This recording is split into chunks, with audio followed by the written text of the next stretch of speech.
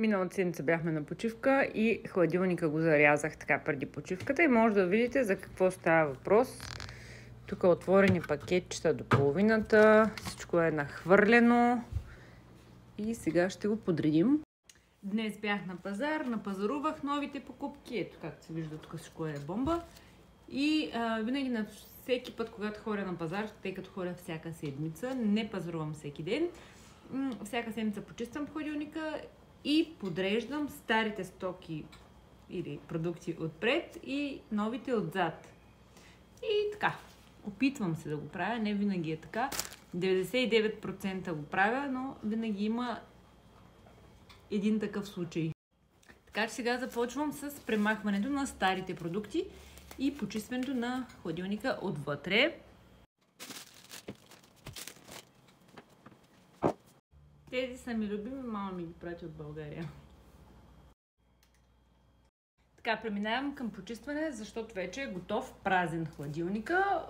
Ще почистим само горната част. Използвам ето този продукт, който го намерих в DM. Струва около 2 евро, 1,90 мисля, че. И пише, че дезинфекцира. Между другото, наистина няма миризма хладилника. Ползвам го горе-долу около година вече. И ефтине, дезинфекцира, няма миризма в хладилника и е супер, защото не остава и мокро, нали, не слагам прекалено много вода и някакви препарати. Той си е направо за хладилници, за мивки, за абсолютно всичко.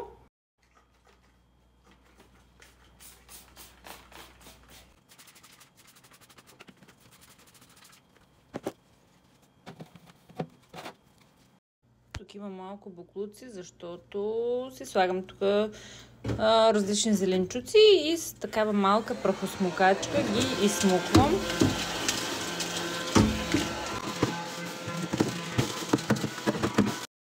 Така, почистих го и вече е готов. И сега идва най-забавната част – подреждането. Цялото това нещо трябва да влезе вътре, плюс тези две чанти. Какво правя? Първо го разделям на две категории или три, колкото имам млечни продукти, месо и зеленчуци. Така го правя аз. Слагам си ето тези две салфетки долу в тези двете, където ще бъдат зеленчуците и ги нареждам.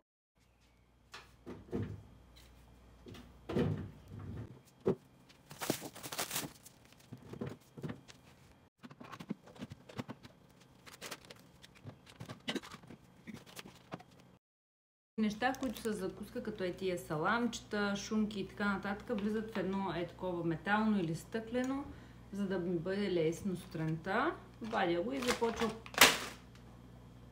да приготвям закуска. Така че тук събираме кашкавал, шунки, масло и така нататък. И само яйцата остават извън тази кутия за закуска. Домашните бурканчета на първо място. Ето защо ми помагат тези кутии. Имам масло и продължавам да купувам и съм купила и още едно, и още едно, и още едно. И в момента имам 5 масла, а така виждам колко масло имам и когато ми свърши, чак тогава си купувам. Защото това е харчене на пари излишно. Изненада още едно масло. Да. Не знам дали съм била полезна, по-скоро не, най-вероятно всеки го прави така. Но просто пък може да ви е било интересно, тъй като някакво друго да правите и скучаете. Обаче пък какво бих казала? Бих казала, че 15 минути работа, цяла седмица ви е красиво на душата и ви е приятно да си отворите хладилника.